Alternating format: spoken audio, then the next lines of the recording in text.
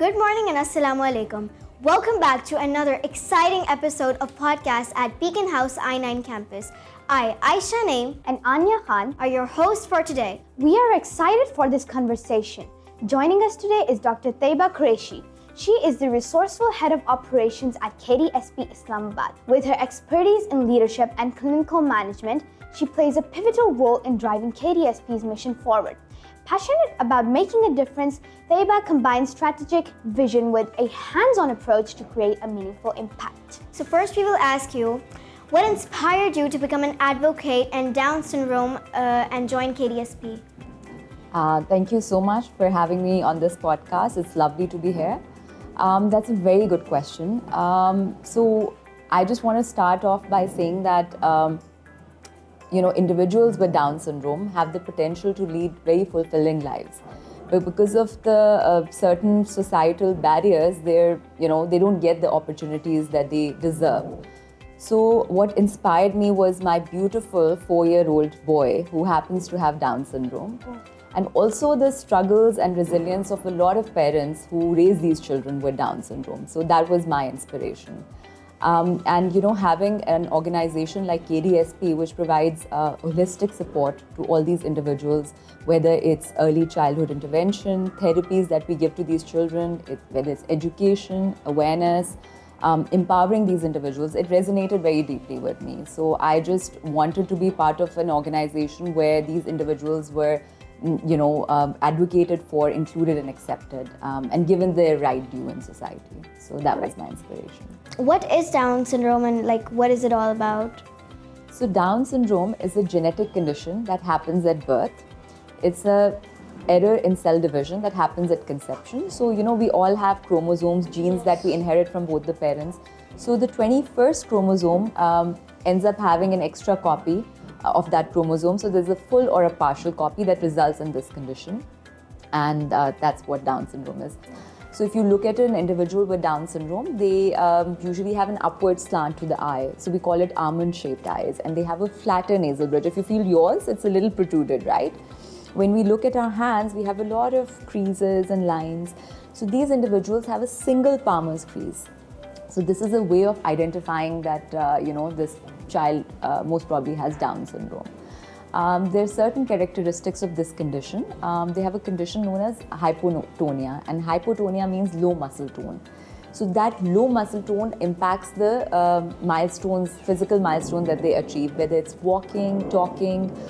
Those milestones are delayed compared to a typical child. Because of muscle development, they reach those milestones in a more timely manner.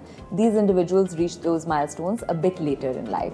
So they require certain therapies in order to achieve these milestones, whether it's physical therapy, speech therapy, or occupational therapy. So these are therapies that these individuals require initially in order to achieve those milestones.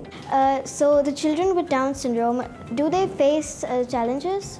Yes, of course they face a lot of challenges because of this condition, like I mentioned, hypotonia. The things we take for granted, things that happen naturally, I'm sure you don't remember when you took your first step, or if somebody taught you how to walk. These are things it's natural, it's nature.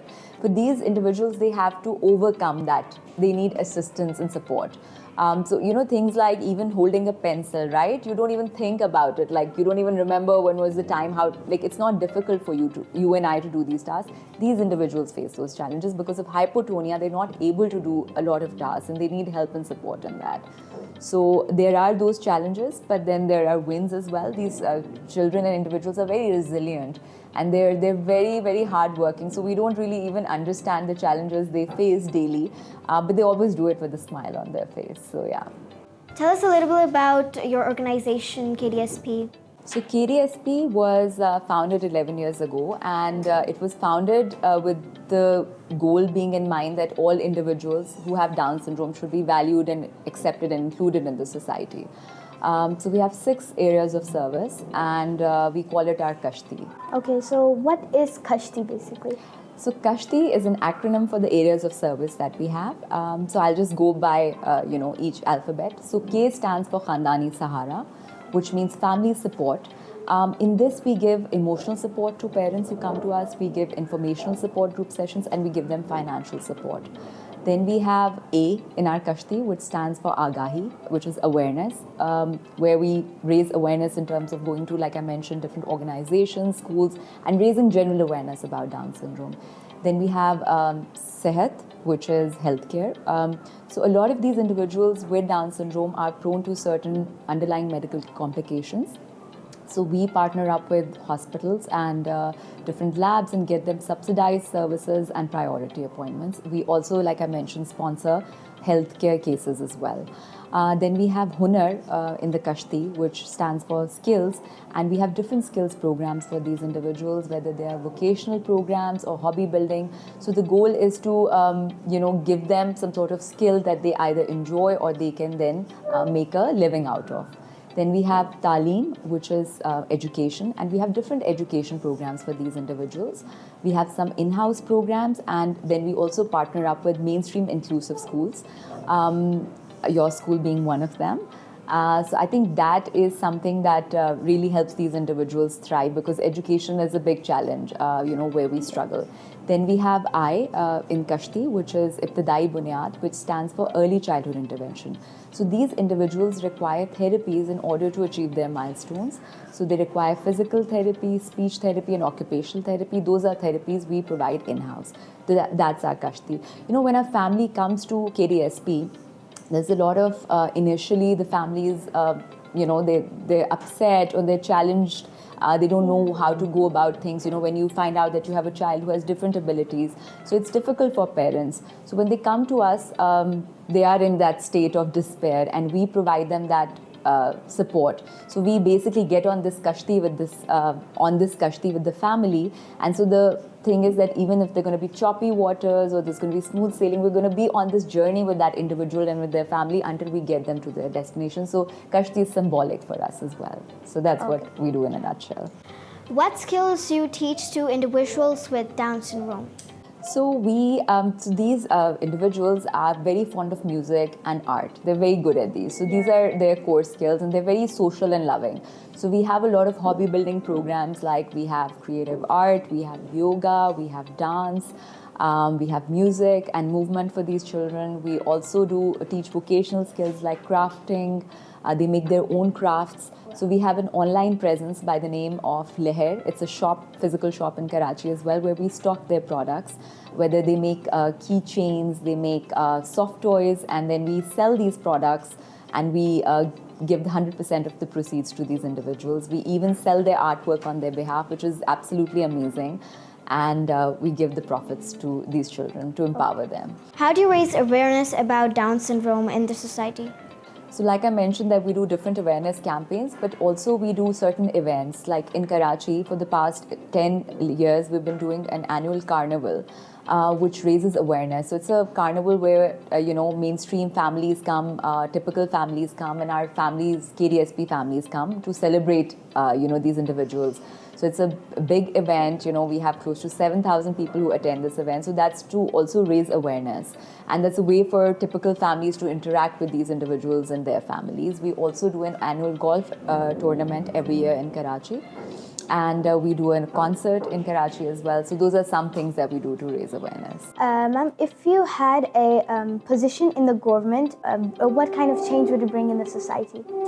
I think there's so many, but I think just tolerance is something that I think I would want to be there. Like, I would want, especially, when it comes to what I do, just make more inclusive policies for individuals with different needs, to give them equal chances and opportunities, whether it's education, whether it's healthcare, putting those measures there so that they have access to quality medical healthcare and to quality education, which is the core right of every citizen. So I think those are things that I would do. That's my dream. I wanted to ask, how do the parents feel as they see their children getting better and take their first steps and seeing them walk and start to talk? How do they feel afterward? Being a parent myself, and I can relate to them, it's just pure joy. It's like, because this is something that they work hard for. So it's that feeling is, I would just say it's priceless. When they see this child take a step for the first time or utter a first word, it's like those wins that we have in common, that we're all working for that common goal. I mean, those are magical moments, you know. There's something that they'll never forget. So that's something that they cherish all their lives. Right. Beaconhouse I-9 Campus promotes inclusively and diversely. What teaching practices can be adapted to cater to the diverse needs of students with different needs? I want to appreciate mainstream schools which are inclusive, like Beaconhouse. I think it's very important to understand that what inclusion in a classroom means. It's making sure that all the learning barriers that are there that hinder a child's ability to learn are removed. So we have to accept and understand that every individual is different and they have different learning abilities. So we cannot measure everyone with the same yardstick. So to not judge everyone on the same ability. So I think first of all we need to understand that. We have to also understand that every individual has their unique strengths and they have certain weaknesses, areas of weaknesses, like we all do, right? So I think it's important to understand that we need to teach them using their strengths to cover their weaknesses. So whether it's a child with Down syndrome or someone who's neurodiverse in some other way, I think we need to incorporate those practices, and we need to understand at KDSP what we do, which I'm sure a lot of schools do, including yours, is to make an individualized education plans for children based on their strengths and abilities. So I think it's very important to do that, to modify things to suit every individual's needs. And so I think that is very important to make a developmental profile of a child. So all of those practices are ones that you can incorporate. The certain strategies that you can incorporate, like I said, you have to modify and tailor things according to an individual's needs in order to be more inclusive. And I think it's important to make sure that there's peer interaction in a classroom, when there's a child with different abilities, it's important that they socialize and they mingle with their peers. I think it makes space for empathy in the peers who are there in the classroom as well, to interact with an individual and understand that we're all different. In the society, when you go out and you grow up in the world tomorrow, you'll meet all sorts of individuals. And I think it's important to have that empathy because tomorrow you're going to grow up and you hopefully going to create more inclusive workspaces for these individuals. So I think that starts at school. What advice would you give to someone who wants to pursue a career in your field?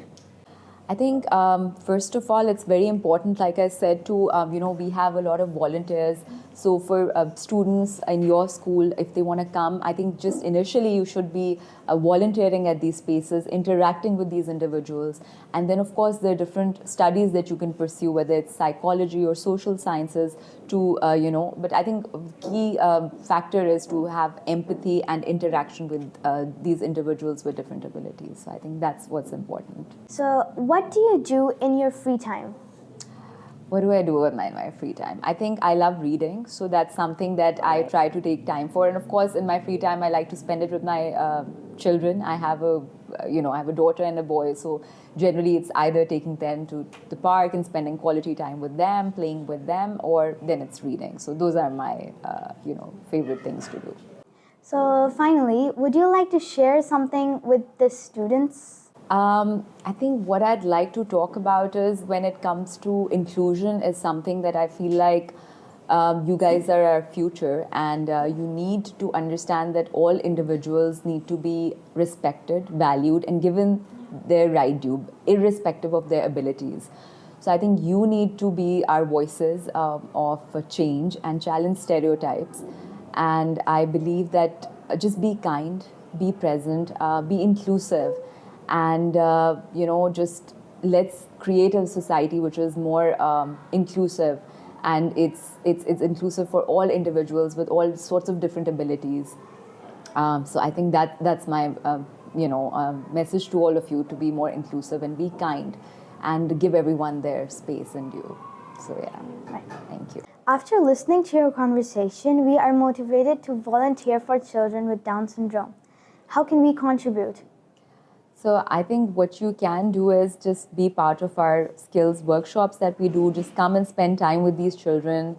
Be part of those, whether it's an art workshop or yoga workshop. I think spending time with is something that'll make you understand. And I think that's what they need, that social bonding with the society, like just being integrated more in society. So you can volunteer, be part of our whether it's a art workshop or it's a music workshop, just be there and be there for them. I think that's how you can volunteer.